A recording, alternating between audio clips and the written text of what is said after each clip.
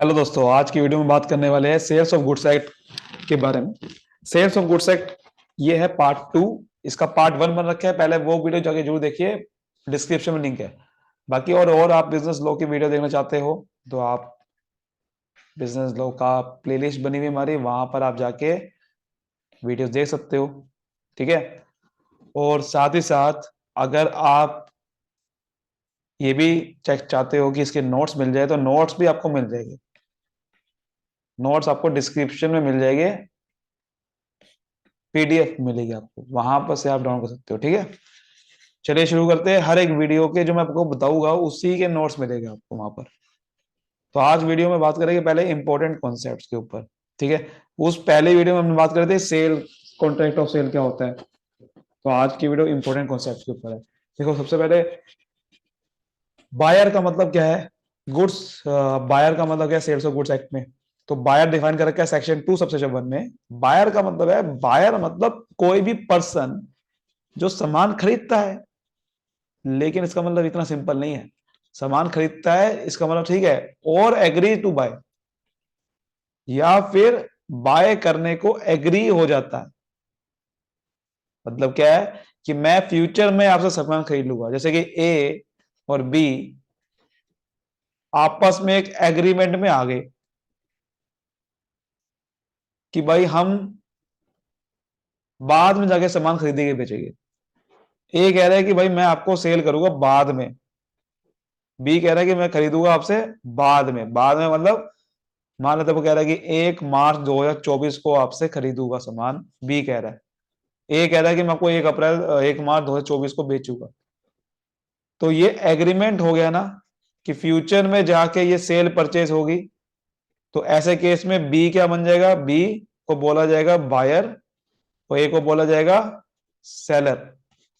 ठीक है। तो बी बायर है, भले ही उसने सामान खरीदा नहीं है, एग्रीमेंट करा है, तब भी वो बायर है। तो बी ने अगर एग्री कर दिया है कि मैं खरीदूंगा आपसे, तभी बायर है। और सेलर, सैलरी बन गया सेक्शन 2 सब्जेक्ट 30 में बता रखा है सैलर के बारे में। देखो, सेक्शन अच्छे से याद करना है।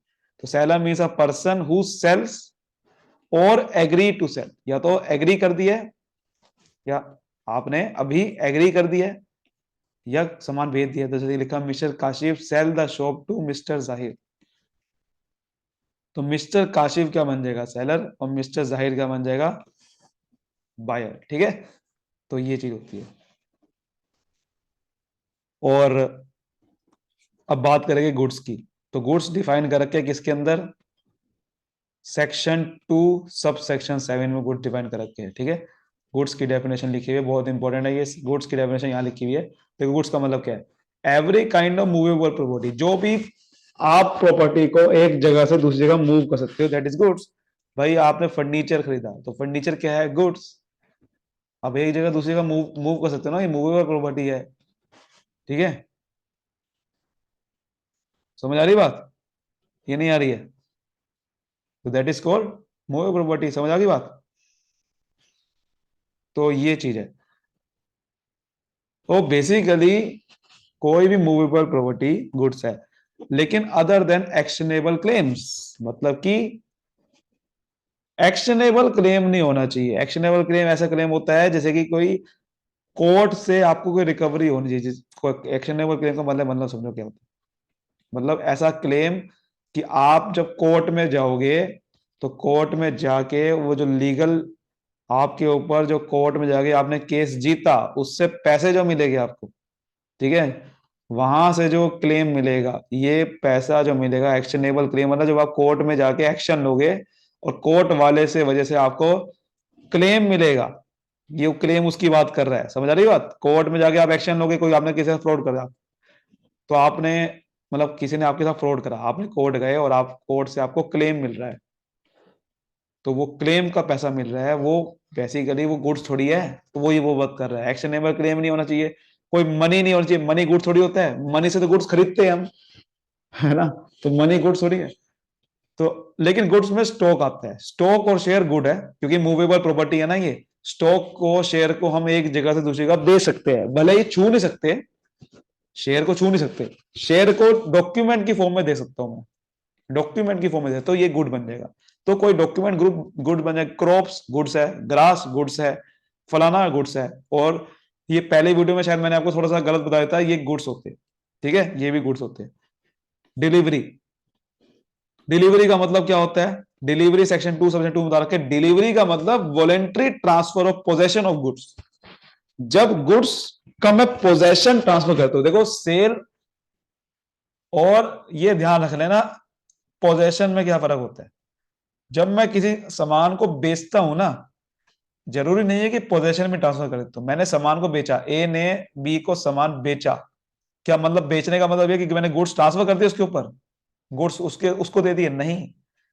सेल का मतलब, असली मतलब क्या होता है कि आपने अपनी ओनरशिप ट्रांसफर कर दी, अपने जो सामान की ओनरशिप है वो दूसरे पे ट्रांसफर कर दी और बदले में पैसे ले लिए। हो सकता है गुड्स में फ्यूचर में ट्रांसफर करूं, हो सकता है कि गुड्स में फ्यूचर में ट्रांसफर करूं, तो दैट इज, ये वही लिखा हुआ देखो, एग्री टू सेल, अगर हो सकता है फ्यूचर में ट्रांसफर करूं मैं। एग्रीमेंट, समझ रहे हो बात को, कि मैंने आज एग्रीमेंट कर लिया किसी पार्टी के साथ कि भाई मैं आपको फ्यूचर में सेल करूंगा, लेकिन वो सेल मानी जाएगी, भले ही फ्यूचर में गुड्स आपको मिलेगा बी को, सेल तब भी मानी जा रही है ना। तो सेल में, और ये गुड्स को ट्रांसफर करूंगा ना, जब गुड्स किसी के पास आते हैं या गुड्स किसी के पास होते हैं, उसको पोजेशन बोलते हैं। तो जब बी के पास गुड्स आ गए, उसको क्या बोलेंगे? पोजेशन। समझ आ रही है बात?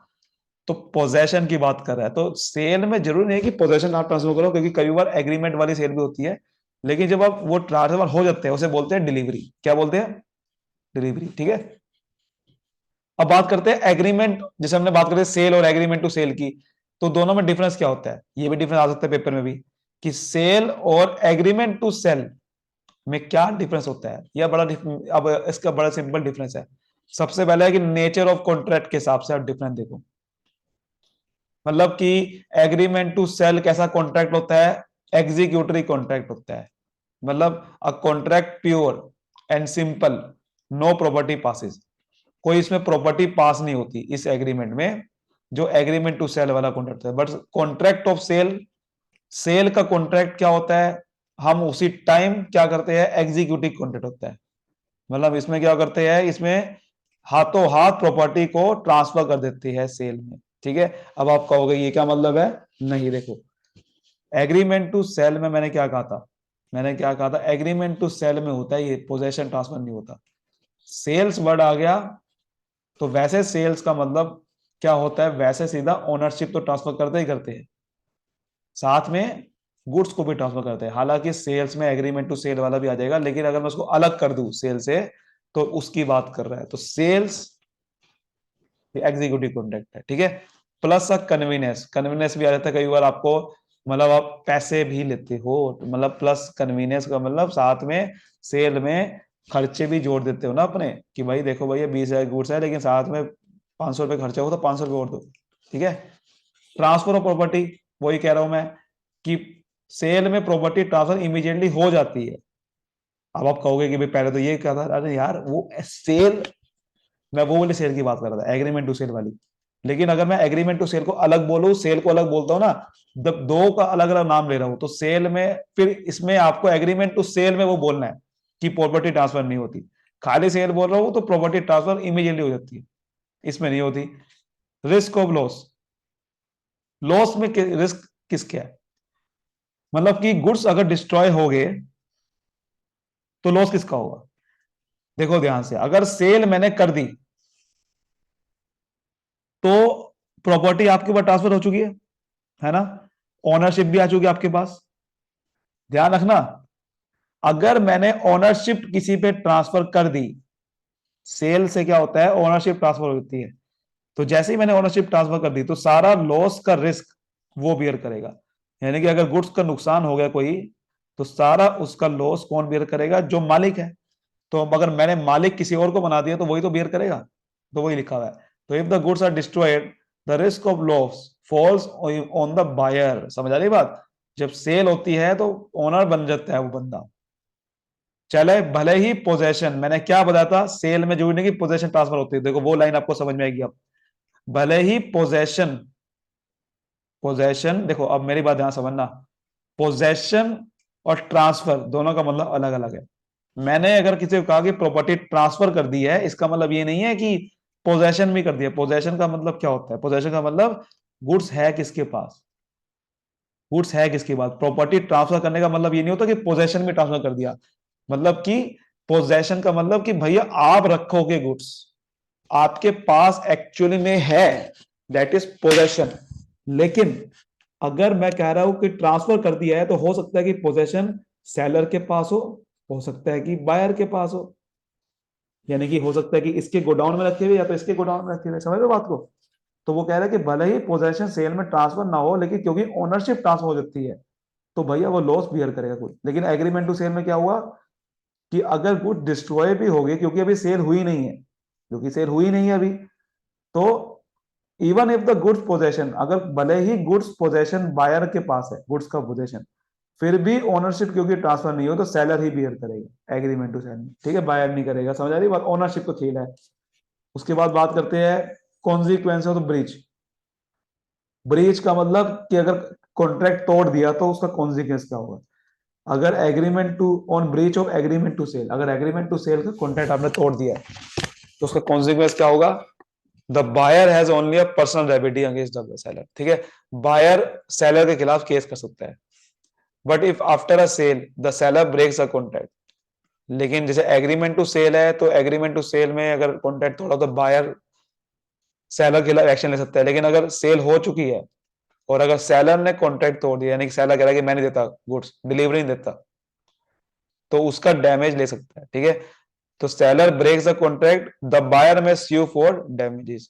तो बायर केस कर सकता है सेलर के ऊपर कि भाई देखो, मेरे को डिलीवरी नहीं मिली, मैंने इसका 1 महीने का वेट किया, हमने एग्री किया था 1 महीने के बाद ट्रांसफर करेगा मुझे, लेकिन मैं करा नहीं, झूठ बोला उसने। तो ये चीज है, आप केस कर सकते हो, उसी की बात कर रहे हैं। So in agreement to sell if the buyer, अब देखो इसमें भी एक ध्यान से बनना, अगर बायर एग्री, अगर बायर मना कर देता है तो क्या होता है? The buyer fail to accept the goods. अगर बायर ने मना कर दिया कि बायर कह रहा है कि मैं नहीं लेता गुड्स, तो सेलर भी केस कर सकता है इसके ऊपर। तो दोनों तरफ से केस हो सकता है। समझ रहे हो बात को?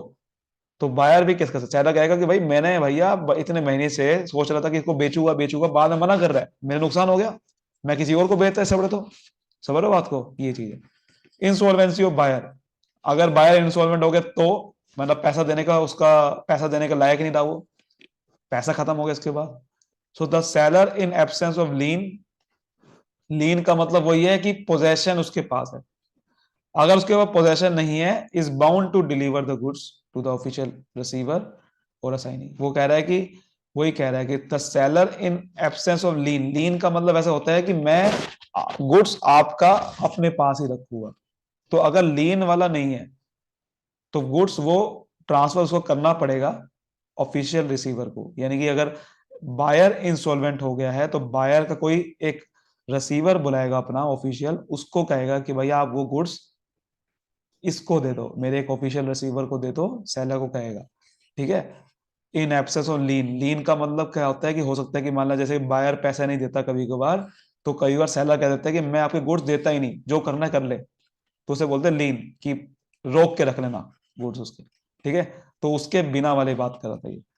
The seller however intended to dividend for the price, कह रहा है कि सेलर को तो प्राइस तो मिलेगा मिलेगा, डिविडेंड मिलेगा प्राइस का मतलब, जैसे कि आपको पता ना, बायर फ्री में बायर खरीदेगा सामान, लेकिन बायर के पास अगर पैसा नहीं बचा है, वो कह रहा है कि तो बायर को पैसा नहीं बचा है, कोई बात नहीं, तो वो कोर्ट में केस जाएगा। कोर्ट वाले कहेंगे कि बायर का एक ऑफिशियल रिसीवर को गुड्स मिल जाएंगे, लेकिन कुछ पैसा देना पड़ेगा, तो डिविडेंड के रूप में कुछ पैसा मिलेगा, वो कह रहा है।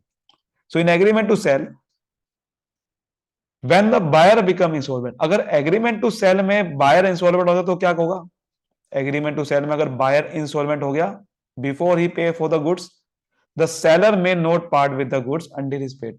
मतलब वो कह रहा है कि अगर एग्रीमेंट टू सेल में, क्योंकि अभी सेलिंग हुई नहीं है, तो अगर बायर इंसॉल्वेंट हो गया है, तो seller may not part with goods, seller उसको गुड्स नहीं देगा जब तक कि वो पैसा पे नहीं करेगा।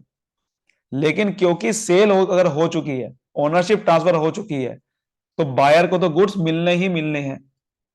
तो इसीलिए वो कह रहा है कि बायर को अगर गुड्स किसको देना पड़ेगा? बायर के ऑफिशियल रिसीवर को देना पड़ेगा सेल के केस में, और उससे पैसा भी लेना पड़ेगा, बट वो पैसा किससे लेना पड़ेगा? उसके ऑफिशियल रिसीवर से।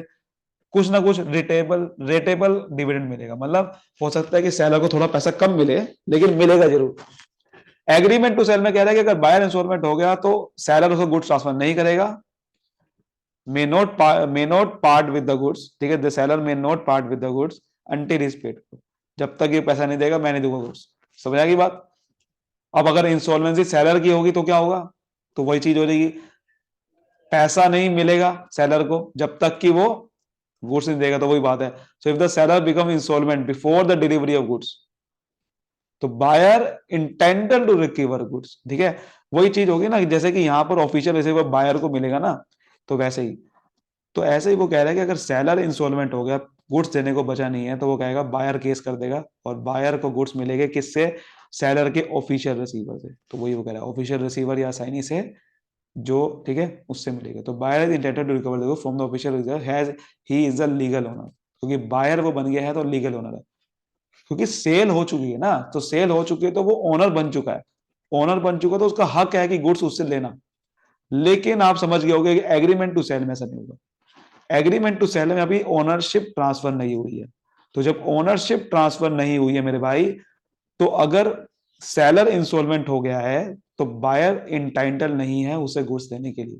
ठीक है, if the buyer has already paid, हाँ, अगर बायर ने पैसा पहले ही पे कर दिया, एग्रीमेंट टू सेल हो चुका है, पैसा पे कर दिया बायर ने, गुड्स अभी भी नहीं है, और सेलर इंस्टॉलमेंट हो गया, सो buyer can claim only a rateable dividend. वो कह रहा है कि बायर पैसा मांग सकता है, गुड्स नहीं मांग सकता।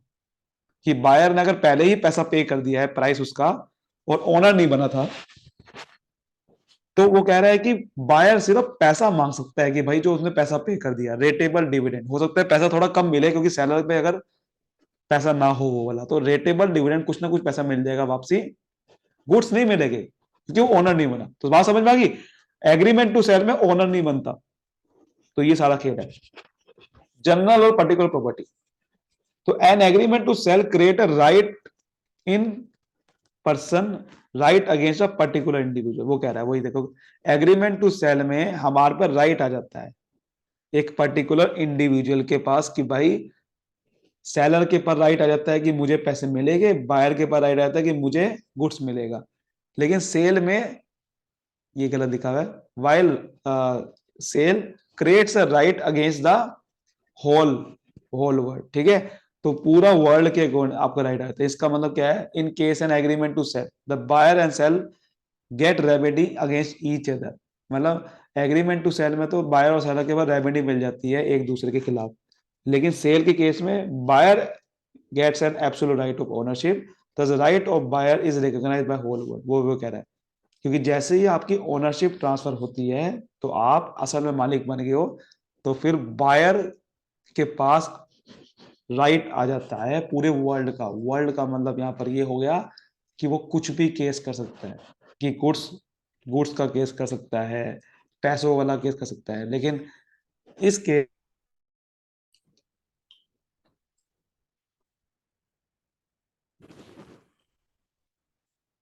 ठीक है, तो बात समझ में आ गई है? ये चीज होती है। तो आपके पास बायर के पास ज्यादा आता है, तो जनरल और प्रॉपर्टी, पर्टिकुलर प्रॉपर्टी, वो कह रहा था। ठीक है, उसके बाद right to sell. Right to sell का मतलब क्या है? इन अ सेल द, आपको पता है कि एक सेल अगर हो गई है तो सेलर उस गुड्स को रीसेल नहीं कर सकता दोबारा से, जिसको बेच दिया है, भले उसके पास पोजेशन क्यों ना हो। मतलब वही है ना, कि अगर आपने किसी को ओनरशिप ट्रांसफर कर दी तो मालिक कोई और बन गया, तो जब तक मालिक नहीं कहेगा आप रीसेल कैसे कर दोगे?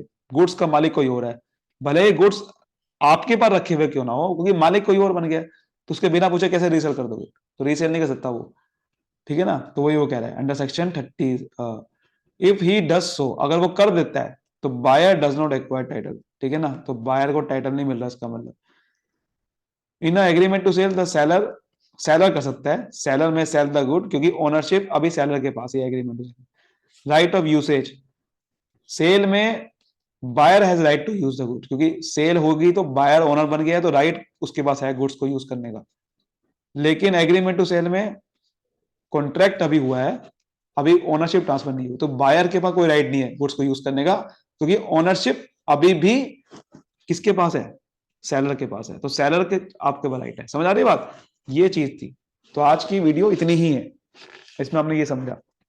इसमें क्या था, जनरल प्रॉपर्टी पर्टिकुलर प्रॉपर्टी, एक बार दोबारा बात कर रहे थे क्या था। दरअसल ये बिल्कुल ही पॉइंट सही नहीं है, ये पर्टिकुलर प्रॉपर्टी नहीं है, इसका एक दूसरा पॉइंट है, ये लीन के बारे में था। ये बेसिकली इसमें देखो लैंग्वेज गलत लिख दी है बिल्कुल ही, आप इसमें ये पॉइंट गलत है, प्रॉपर्टी नहीं था, तो ये थोड़ा सा गलत लिखा हुआ है, क्योंकि इसमें बात कर रहा था राइट के ऊपर कि भैया आपके पास राइट किसके पास ज्यादा है, ये वर्ड नहीं है, गलत लिख दिया बिल्कुल ही। तो ये पॉइंट रहने देना, ये पॉइंट ही रहने देना आप, ठीक है। इसको पॉइंट को मैं हटा भी दूंगा आपके नोट से, ठीक है, समझ आ रही बात। तो ये चीज है, इसके बिना वाले सारे पॉइंट कर लेना। उम्मीद करता हूँ अच्छे से आपको समझ में आएगा। वीडियो को लाइक करें, सब्सक्राइब करें। Thank you so much, all the best, मिलते हैं अगले वीडियो पे, बाय बाय।